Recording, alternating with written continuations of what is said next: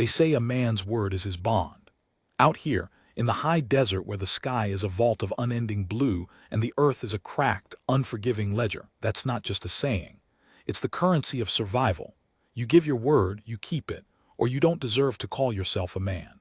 I've ridden fence lines with men whose handshake was more binding than any contract penned in a dusty courthouse. I've seen cattle drives fail and homesteads crumble, but rarely because a man broke his word. We're simple that way. So when a small band of Apache rode into my yard, not with war paint but with the slumped shoulders of the truly desperate, my word felt like a noose around my neck. They had come for a meal, a single, simple meal. "We saved all day for this meal," the old woman had said, her voice like dry reeds in the wind. And I, with my full larder and my fattened cattle, looked at them and saw not a threat, but a reflection of a choice I'd made long ago. A choice that had left me with a full stomach and an empty soul. My heart broke for them, but it was the echo of my own broken promises that really shattered the silence of my empty house. This is the story of that day. It is not a story of grand battles or heroic rescues. It is a story of a meal, of a single, shared act of grace that cracked open the hardened clay of a man's life and forced him to look at the seeds he had failed to plant. My name is Elias Thorne, and I have been a rancher on this stretch of New Mexico territory for the better part of 20 years. I inherited this land from my father, who inherited it from his, and the only inheritance that truly mattered was the hard-won knowledge of how to make a living from a landscape that seems to despise you.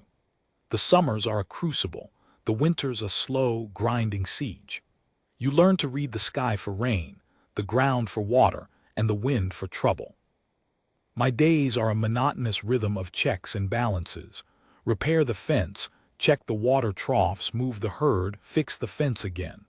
It's a life that teaches you stoicism but not silence. I had become fluent in the latter. Silence was my companion.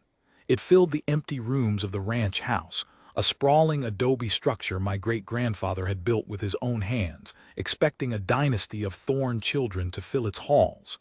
Instead, it was just me and the ghosts of all the promises I'd never kept. My wife, Sarah, had left 8 years ago.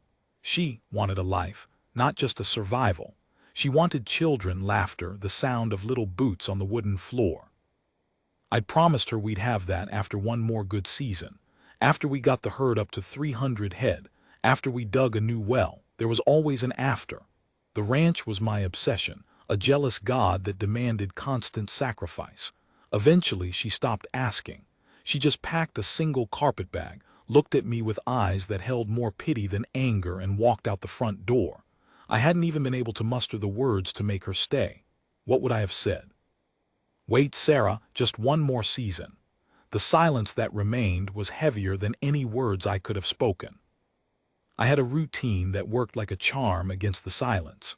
I'd wake before dawn, my bones cracking a protest against the cold, and I'd pour myself a tin cup of black coffee so strong it could strip paint. The first task was always to check the herd. From the ridge behind the house, you could see them, 100 or so heads of Herefords, dotting the high desert plain like slow-moving rocks. Keeping them alive and fat was my only tangible goal. Then came the chores, mucking out the barn, patching the roof, sharpening tools. I talked to my mule, Ezekiel, and to the barn cats, a motley, half-wild crew that I'd named after presidents. They were better company than most men, and they never asked for anything more than a bowl of milk and the occasional scrap of jerky. That particular morning was like any other. The sun rose, a blistering orange ball that bleached the color from the sky. A dry, hot wind was already kicking up, promising another day of dust and dehydration. I was out by the corral trying to fix a broken gate post. The wood was old and rotted, and I was muttering curses under my breath, the only time the silence was broken by my own voice. It was then I saw them, a thin smear of movement on the horizon. At first, I thought it was a mirage. The heat shimmers out here can play tricks on you, making you see things that aren't there. But this was steady, persistent. A line of figures, walking slowly, purposefully, towards my ranch. My hand instinctively went to the Winchester rifle I always kept slung over my saddle horn. The Apache were a fact of life out here. For the most part, the treaties had brought a fragile peace, but you never let your guard down. The memory of burned homesteads and stolen cattle was still fresh in the minds of every settler, passed down like grim campfire stories. They were a ragged group, 2 men, 2 women, and a young girl, maybe 12 years old. They looked exhausted, their clothes dusty and patched.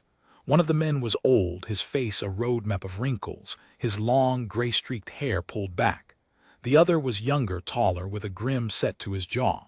The women walked with an economy of movement, their shawls pulled tight against the sun. The girl, however, was the one who commanded my attention. She was barefoot, her small feet calloused and dirty, and she was clutching the hand of the older woman. Her eyes, a deep, dark brown, were fixed on me with a direct, unflinching gaze that felt far too old for her young face. They stopped about 20 yards from the corral, at the invisible line that marked the boundary between my land and the open range. The older man stepped forward, raising a hand in a gesture of peace. I kept my hand on the rifle, my knuckles white. "We mean you no harm," he said. His voice was surprisingly steady, carrying the weight of authority. "We are far from our home. We seek only water and maybe a little food." He spoke English well, with a cadence that was both formal and weary. I studied them. They weren't warriors. There was no war paint, no rifles. The only weapons I could see were the knives at their belts, but it wasn't their lack of weaponry that made me lower my guard. It was the girl. She was looking past me now at the house, a look of deep and profound longing on her face. It was the same look I'd seen on Sarah's face 100 times, a yearning for something she couldn't have. "All right," I said, my voice coming out gruffer than I intended. "Water you can have. There's a pump by the barn. You can fill your canteens." The older man nodded, a flicker of relief crossing his face. "We thank you. We are also in need of food, anything you can spare. We are willing to work for it. We are not beggars." That last sentence was said with a quiet pride that stung. They weren't beggars. They were people who had fallen on hard times, just like any other traveler lost in this unforgiving land. But my stomach was a tight knot of suspicion. I'd been raised on stories of the Apache. My own grandfather had been killed in a raid. The blood debt was old, but it was still there, a bitter taste in my mouth. A part of me, the greedy, paranoid rancher, wanted to send them on their way, to give them a bit of dried meat and hope they'd vanish back into the dust. "Food is scarce," I lied, the words tasting like ash. "I've got a few eggs, maybe some flour, but I can't feed a whole party." "We have a little something ourselves," the woman spoke up. It was the older one, her face as weathered as the desert rock. "We have a few roots we gathered, a small piece of dried deer meat. We saved all day for this meal." The way she said it, "saved all day," was not a complaint. It was a simple statement of fact.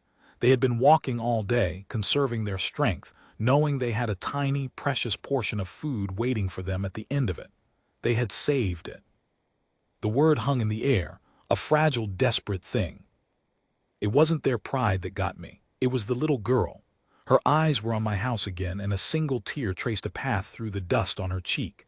It wasn't a cry of hunger. It was a look of defeat, like she had lost all hope that there was anything good left in the world. In that moment, the ghost of my promise to Sarah, the promise of a home filled with laughter, came back to haunt me. This child was not a threat. She was a symbol of a life I'd failed to create. A life that now stood before me, hungry and asking for mercy. "All right," I sighed, the fight draining out of me. I let my hand drop from the rifle. "Come to the house. I've got a pot of beans on the stove. It's not much, but it's hot." The relief that washed over their faces was a physical thing. The older man, the leader, gave me a solemn nod. "You are a good man, Elias Thorne," he said. "We will not forget your kindness." The fact that he knew my name sent a chill down my spine, but the feeling was quickly replaced by something else, a strange, unexpected sense of peace. I had just made a promise of my own, a small one, but a promise nonetheless. And for the first time in a long time, I was determined to keep it. Leading them into my home felt like a violation of a sacred space. It was my sanctuary of silence, my monument to solitude. Now it was being invaded by these dusty, weary strangers. The little girl's eyes widened as she stepped over the threshold, taking in the high, beamed ceiling and the simple, sturdy furniture. Her gaze lingered on a faded photograph of Sarah and me on our wedding day, perched on the mantel. It was a stark reminder of the life I'd let slip away. I motioned for them to sit at the large, worn wooden table that dominated the kitchen.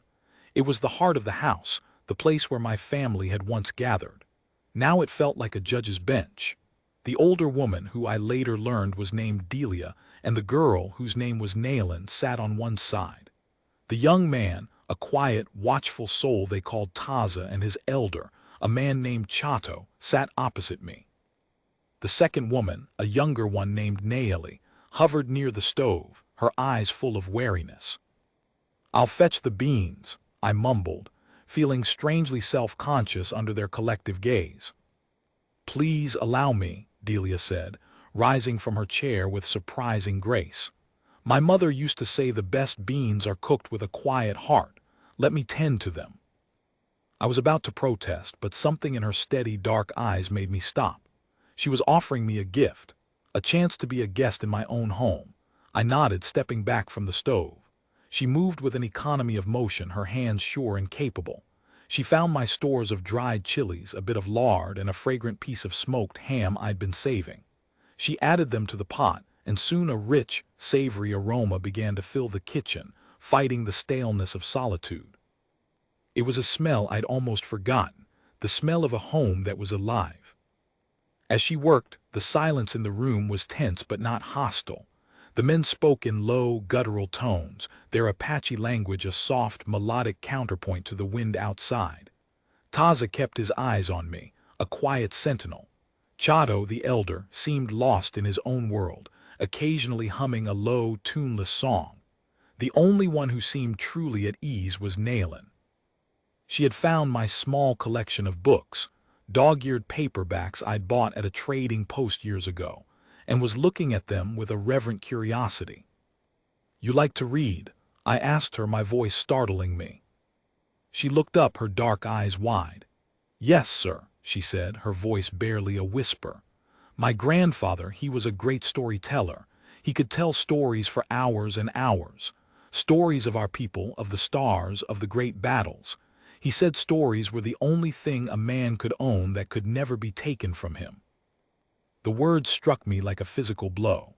Stories were the only thing a man could own. I had a house, a herd, a plot of land, but what stories did I have? I could tell you about a drought in '78 or a particularly stubborn steer that took 3 days to rope, but those weren't stories. They were just incidents.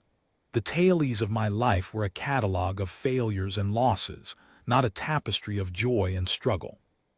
This child, who had nothing, had a treasure of memories and stories far greater than anything I possessed.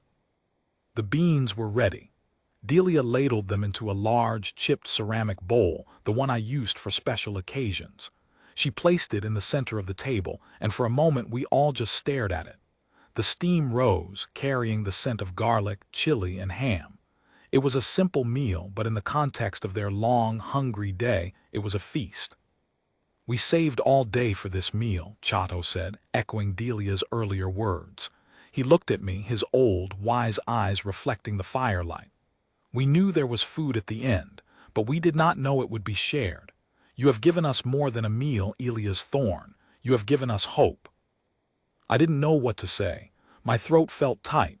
I was a man who had spent years pushing people away, only to have these strangers, these supposed enemies, show me more gratitude in a single moment than I'd received in a decade. I just nodded, a gruff sound escaping my throat. "Eat," I managed. "It's best hot." The meal was eaten in near silence, a silence that was more sacred than the one I was used to. There was the soft clink of spoons on the bowl, the low murmur of thanks, and Naylin's small, contented sighs as she ate. She ate with a focused intensity, as if she were trying to memorize the taste. The young man, Taza, shared his portion with Nayeli, a gesture of tender care that made me look away. It was too intimate, too human for my hardened soul to witness. After the meal, I felt a strange compulsion to offer them more. I got up and rummaged in my cupboards, pulling out a jar of honey I'd been hoarding and a small sack of dried apples. I placed them on the table. "For the journey," I said, my voice gruff again, to mask the emotion swelling in my chest. Delia looked at me, and for the first time a real smile touched her lips. It was a beautiful, weary smile. "You have a good heart, Elias. It has simply been hiding for a long time." She was right. I'd walled myself off so effectively that I'd forgotten I even had a heart. I'd buried it under a lifetime of disappointments and a need for control. The silence of my house wasn't a sign of peace. It was a symptom of a disease of pride and fear. I'd been so afraid of being hurt, so afraid of failing someone else, that I'd created a life where I failed myself every single day. The evening crept on. Chato asked if he could smoke his pipe, and I pointed him to the front porch. Taza and Nayeli went to check on the horses, leaving me alone in the kitchen with Delia and Naylin. Naylin was playing with a small, carved wooden horse I'd made years ago. She held it gently, tracing its rough edges. "Did you make this?" she asked. "Yes," I said, surprised she'd noticed it. "A long time ago." "It's beautiful," she said simply. "It looks like it's running free." She was right. It did look like it was running free. A small wooden horse, uncatchable, untamed. It was the opposite of everything I was. I was stuck, pinned down by my own choices. Chato returned from the porch, his pipe smoke clinging to his clothes. He sat down heavily, a look of grim determination on his face. "We must be going soon," he said to the others. "The moon is high. It is a good time to travel." My heart, which had just begun to feel a flicker of warmth, clenched again. "You can stay the night," I heard myself say. "It's safe here. You can rest in the barn." Chato looked at me, a deep, searching look. "You are offering us more than shelter, Elias Thorne. Are you sure you can afford it?" I knew what he was asking. He wasn't talking about money. He was asking if my heart could afford the kindness. He was asking if I could bear the weight of a human connection, even for a short time. I looked at Naylin, who was now dozing, her head resting on Delia's shoulder. I looked at the empty chair where Sarah used to sit. I thought about the house, how it had felt so full of life for just a few hours. "I can afford it," I said, the words feeling like a gift I was giving myself. "I haven't been able to afford it for a long time, but I can now." The barn was a dusty, cavernous space, smelling of hay, leather, and manure. I'd cleaned it out as best I could, spreading fresh straw and hanging up a few old blankets for warmth. The Apache seemed grateful, settling in with the quiet efficiency of people used to a nomadic life. I gave them a lantern and some extra firewood. They didn't have to say it, but I knew they'd be gone before the sun fully rose, disappearing into the desert as if they were just a dream. I went back to the house, my skin prickling with a strange, unfamiliar sensation. Loneliness. It was a feeling I'd grown so accustomed to that I'd stopped recognizing it. But now, with the faint glow of their lantern spilling from the barn, the silence of my house felt more oppressive than ever. I sat down in my usual chair by the cold fireplace, a book open in my lap, but I couldn't read a word. My mind was a frantic whirl of thoughts, images, and questions. Who were they? Where were they going? What had driven them to this point of desperation? And why had they come to me? The last question was the one that nagged at me the most. I was not a known friend of the Apache. I was a rancher, a man who had claimed this land as his own. In their eyes, I was a symbol of the very forces that had displaced them. Yet they had come to my door and asked for help, not with hostility, but with a fragile, heartbreaking dignity. I walked to the window, gazing out at the barn. The light from the lantern flickered, casting dancing shadows on the walls. I could hear the murmur of their voices, a low, soft sound that seemed to speak of secrets and sorrows. It was a language I didn't understand, but its meaning was universal. They were sharing their stories, their fears, and their hopes. They were a community, bound together by a shared history and a shared destiny. I had none of that. I was an island. A short while later, a knock on the kitchen door jolted me from my thoughts. I opened it to find Chato standing there, the lantern light behind him making him look like a wise old specter. "I was hopping to have a word with you, Elias," he said, "if you have the time." I nodded, stepping aside to let him in. We sat back down at the kitchen table, the same table where we'd shared the meal. A pot of coffee was still warm on the stove, and I poured him a cup. He accepted it with a nod of thanks, wrapping his gnarled, weathered hands around the warm tin cup. "We are not a war party," he began, his eyes fixed on the dark liquid. "You must know that." "I know," I said. "You don't have to explain." "But I do," he insisted, his voice gentle but firm. "I want you to understand. I want you to see the faces of the people you have helped. My people." He took a deep breath, the steam from the coffee swirling around his face. "The land we once called ours, it is gone. Our homes, our crops, our hunting grounds, all gone. We have been pushed and pushed like a river forced into a smaller and smaller channel. The agents on the reservation are corrupt. The food they promise us never arrives or it is spoiled. The children are sick. We do not go to war anymore, Elias. We are fighting just to live." He spoke of the massacre at a place called Tres Castillos, a name that sent a chill down my spine. I'd heard whispers of it, a terrible, bloody confrontation that had decimated an entire band of Apache. "My wife, my sons, my daughters. They were there," Chato said, his voice cracking slightly. "All gone. I survived only because I was away hunting. When I returned, I found only ashes and silence." The weight of his words pressed down on me. I was a man who had lost his wife to her own choice. He had lost his entire family to a brutal, senseless slaughter. My loneliness was self-inflicted. His was a profound, inescapable grief. "I am sorry," I said, the words seeming so inadequate. He gave a small, sad smile. "The loss is a river that runs through me, Elias. It never stops flowing, but I have learned to swim. I have learned to carry the memory of my family with me. They live in my stories. They live in my heart." He reached into a small pouch at his belt and pulled out a carefully folded piece of paper. He placed it on the table and slid it over to me. It was a drawing, a crude but detailed charcoal sketch of a mountain range. "This is our home," he said, his finger tracing the peaks. "This is where I was born, where my father was born and his father before him. It is a place of springs and lush valleys hidden from the world. The white men call it the Superstition Mountains. They say it is cursed, but to my people it is a sanctuary." He looked me directly in the eyes. "That is where we are going, Elias. We are going home.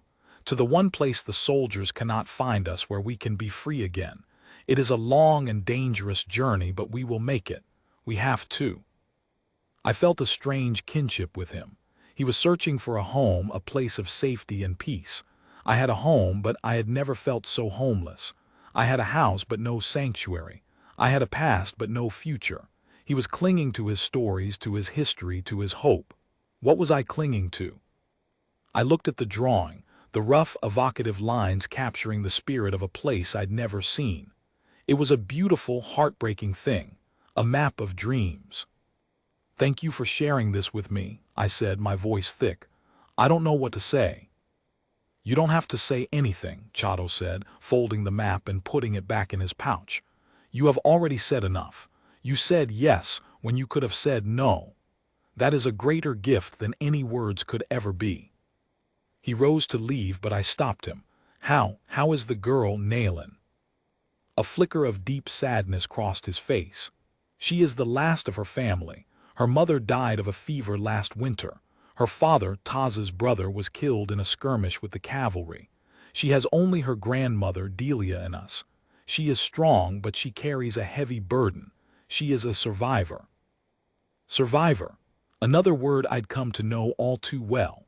I saw Nailin as a symbol of a life that had been torn apart, a child forced to carry a weight no child should ever have to carry. It was a stark contrast to my own life, a life where I had chosen solitude and silence over the messy, unpredictable chaos of human connection. "Will she be okay?" I asked. Chato paused at the door. "We will make sure of it," he said. "That is what a people do. They protect their children, they protect their future." He looked at me, his eyes ancient and wise. "It is a lesson I think you need to learn, Elias. You have a house, but you have not built a future. You have a heart, but you have not let it beat for anyone. That is not living. That is just existing." He left, closing the door gently behind him. I stood in the kitchen, the silence now a deafening roar. His words echoed in my mind. Existing. That was precisely what I was doing. I was a ghost in my own life, haunting the rooms I'd chosen to live in. The Apache, with their hunger, their grief, and their indomitable spirit, had just taught me the most important lesson of my life.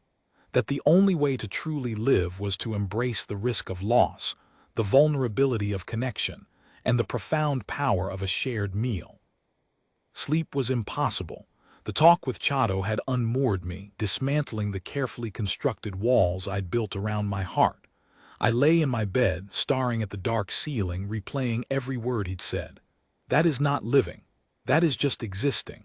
I'd always thought I was making a deliberate choice, a quiet rebellion against the world's chaos, but I had been wrong. I had simply been afraid. I got up before the first light of dawn crept over the horizon. A need, urgent and undeniable, had seized me. I couldn't let them just vanish. I had to do something. The beans, the honey, the apples, it wasn't enough. Not after what they'd shown me. Not after what Chato had seen in me. I moved through the house in the pre-dawn gloom, filling a burlap sack with everything I could think of. More flour, a slab of bacon, a bag of coffee beans. I grabbed my best hunting knife, the one my father had given me, and a warm, heavy wool blanket I'd bought years ago but never used. I found a small leather-bound journal and a pencil, and I scrawled a few clumsy directions, a rough map to a spring I knew of, hidden in a canyon a day's ride east. It was a place where the water was fresh, and the grass was still green. I didn't stop to think about why I was doing it. I just let the motion carry me. Each item I packed a small act of rebellion against the lonely man I'd become. I wasn't just giving them supplies. I was giving them a piece of myself, a tangible link to my own humanity. The barn door creaked as I opened it. The lantern was still burning low. They were all awake, bundled in their blankets, looking like figures from a dream. Chato, Delia, Taza, Nayeli, and little Nailin. They all looked at me, their faces a mixture of surprise and suspicion. I have some things for you," I said, my voice loud in the stillness. I set the burlap sack down on the hay-strewn floor. "For your journey." Delia rose first, walking over to the sack. She peered inside, her eyes widening. She looked up at me, a question in her gaze. "I also have this," I said, my voice trembling slightly. I pulled the folded piece of paper from my pocket and held it out to Chato. "It's a map to a spring. It's not far from here, but it's hidden. The water is good. It should help you on your way."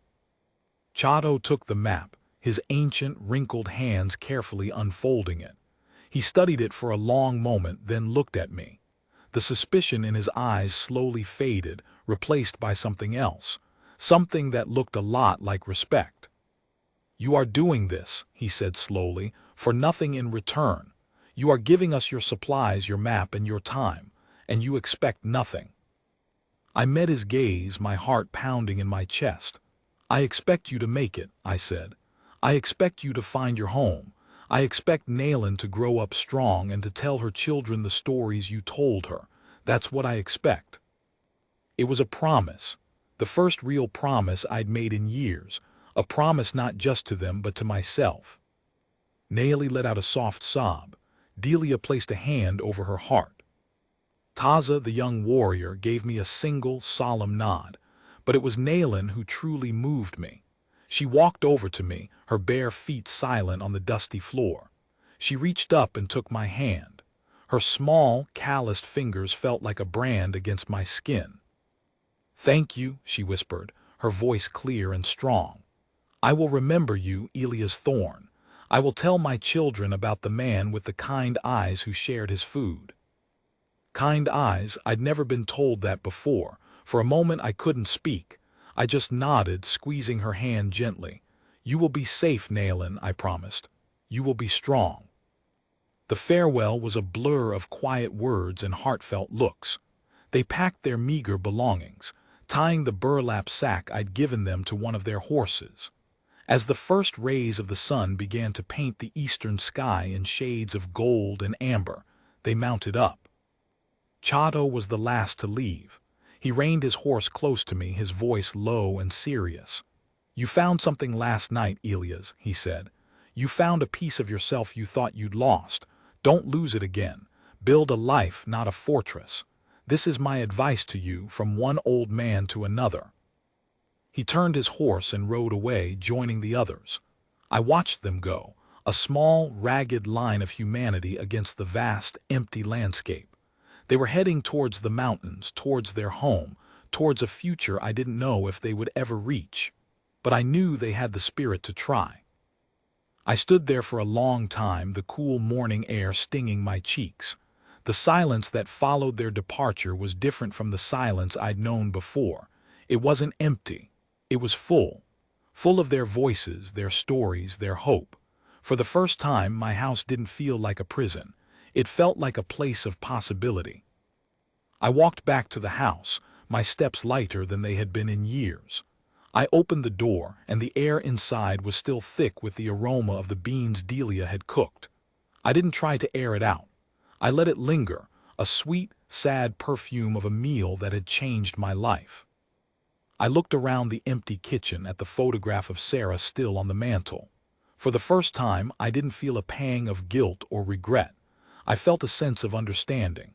She had left because I wouldn't let her in. I had chosen the ranch over her, the silence over her laughter. The Apache had shown me that connection wasn't a weakness. It was the only strength that truly mattered. I knew what I had to do. I saddled my horse, the old gelding, and packed a few provisions. I didn't know what I was going to do or where I was going to go. I just knew I had to leave the fortress behind. I had to find a life, not just an existence. As I was about to mount, a distant sound carried on the wind reached my ears. It was faint, a high, clear, and triumphant sound. It was a song. It was Nalan's voice. She was singing, and the words were in her own language. I couldn't understand them, but I understood their meaning perfectly. It was a song of hope. It was a song of survival. It was a song of a new beginning. Her voice faded, carried away by the wind, but its echo stayed with me, a silent promise of my own. And as I rode out of my yard towards the rising sun, I knew I was finally heading home. It was a long journey ahead, but for the first time in a very long time, I was looking forward to the day. I wasn't just existing anymore. I was living, for myself, and perhaps one day for someone else as well. My word was my bond, and I had made a promise to a little girl with kind eyes. A promise to build a life, not a fortress. That was a promise I intended to keep.